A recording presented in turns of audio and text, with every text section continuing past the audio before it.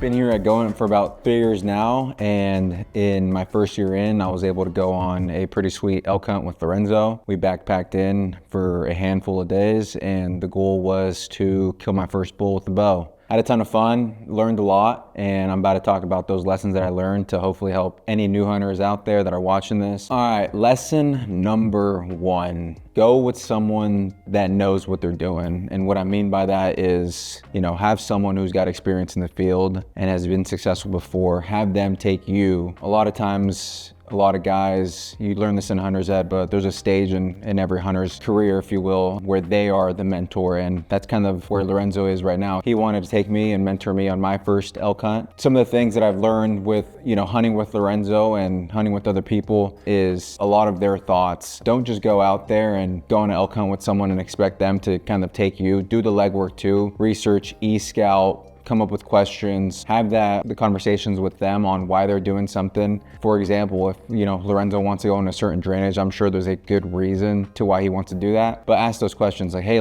why do you want to go there? What do you think that area would be conducive to elk? What can I learn from you while looking at a map right now to make me, if I was here solo, to make me comfortable with going to that drainage? A lot of times I find that getting those questions from people really help me, especially when I'm starting to do more solo hunts. So I would say for sure go with someone who knows what they're doing if you can. Another great thing about this is processing out an animal. I had watched videos and done all the research that I can, had offline videos downloaded of how to process an animal, but the short and sweet of it is when you're with someone and you got an animal down, in this case we had my elk down, I was able to ask Lorenzo all the questions like, what cuts are you doing? What should I look forward to? How to debone? How to take the back straps off, tenderloins, everything. I mean, you just learn so much, and the important thing is just to be immersed in that experience. I think it's always beneficial if you could go with someone that knows what they're doing. I know it's not always easy to get people to get some time away from work, but I do find that a lot of times, there's guys out there that are willing to help you. But be sure to also be immersed in the situation of e-scouting, researching for tags, planning the hunt, all the logistics, everything, the gear, just, as someone now who I would love to take someone on a hunt, I want someone to come prepared so that way they could ask questions and then I know they're invested in this experience. Let's go, let's go.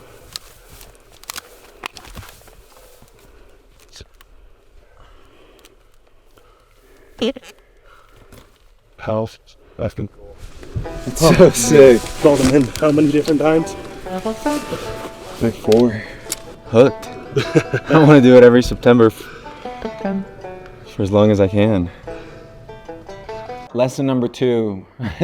This one should be a pretty simple one, but please guys, set up your tent before you go on a hunt. On my first hunt, I had never used my Sky Air ELT from Stone Glacier, and my first time using it was on night 1 of our hunt. So there's a pretty funny bit in that film, Now It's Real, where I'm setting up my shelter and Lorenzo's wondering what I'm doing, why am I sleeping in it reverse. Here we are. You're pitched this way too, by the way, like head rush. Head rush? You're gonna get a head rush If I sleep that way? Oh, your head's up there? Yeah. You still with your head up there? Yeah. I don't even know what to say to that. I honestly don't even know what to say to that. Then my head's up there? Yeah, you go in this way, and then you have to roll your legs into your sleeping bag this way. Just crawl into your sleeping bag like that. I'm kind of nimble. How's that?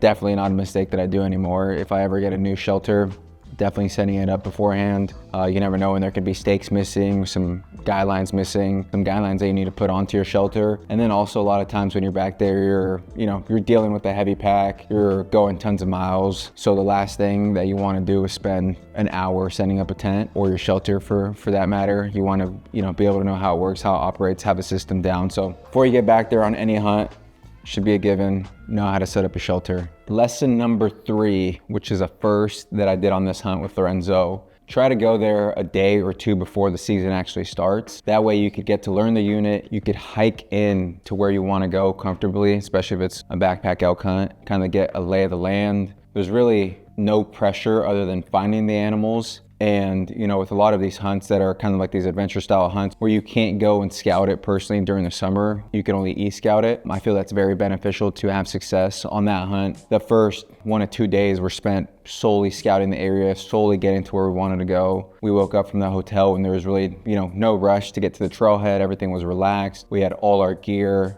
We hiked in that day, got to the spot where we wanted to go. And then by the morning, we started hearing elk bugles. And then that whole next day, we kind of spent it locating bugles, finding where the animals are going, so that on day one, we could, you know, really be on them. And it started paying in our favor because I was able to take my first bull. If we wouldn't have gone a day earlier, there's no way we would have found that success. I think it also, you know, kind of benefits in your favor because you're able to weed out a lot of the competition.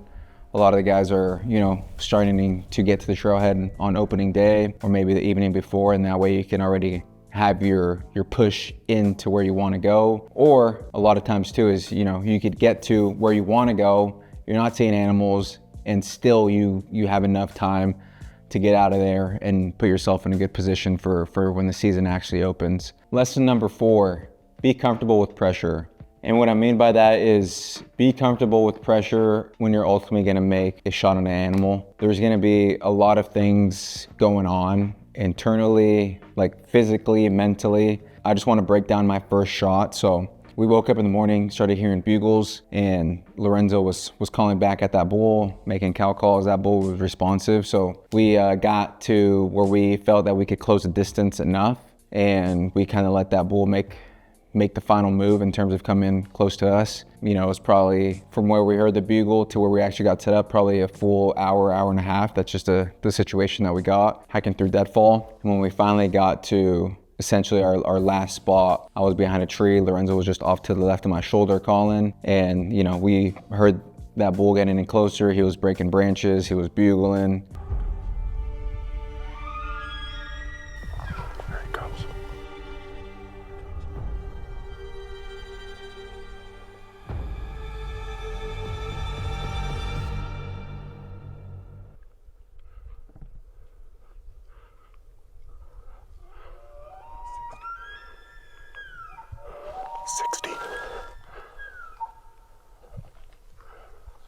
Sixty.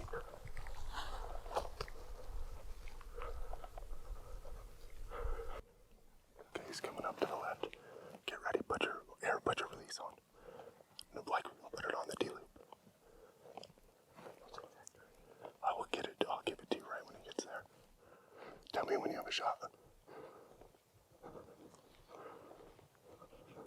When that was happening, I just felt the nerves of everything that comes with an elk hunt. Been one of my dreams to hunt elk, and, you know, here I am in the situation where, you know, I'm thinking it's about to happen, and my leg starts trembling. My mind just is going all over the place. You know, I think I've got everything secured and comfortable, but the short and sweet of it is, you know, with any animal, or especially your first animal, you don't. But what I think you can do is really just learn how to control yourself, control those emotions. It's one of those things that comes with just repetition. But I think if you are a person who's gonna go on their first elk hunt, you can really expect to have, you know, those senses of, a lot of people call it buck fever, but, you know, you're gonna be shaking, your leg's gonna be twitching, your mind's gonna potentially be foggy. But if you could control the mental side of all that and execute a good shot, I think your first shot on an animal would be a really good shot. Unfortunately for myself, that was not the case. I let my mental get the better of me, and I punched off a shot that I was not happy with. It went below the elk and lost my opportunity at a really good bull. Later on, I was able to mentally brief the situation, kind of put it in my head that the next chance that I get, I will be successful and I will do everything in my power to, you know, let off a great shot. Right when that bull was at 30, I was shaking so much, but I had like a second where I relaxed myself. Second right there, calmed everything down, made sure everything was level. What was the difference between the first one and that one? What first one? that itself, that I wasn't calm. I was just shaky. Yeah. Shaky, like punch the trigger for sure on the first one. Now, like thinking about it, when I could like recollect it, like I could, with that shot right there, I could tell you exactly what happened. And I think it's just like that 1 to 2 seconds when you're at full draw and you really just make sure everything's good and that you're happy with everything. and you kind of go through your shot process, yeah, be very comfortable with pressure in those high pressure situations. This is lesson number 5. Anything that can go wrong will go wrong. Somehow managed to lose the key. It's tiny though. Glad I realized it now rather than at the trailhead, so. How many times have you used this lock? This is my first time.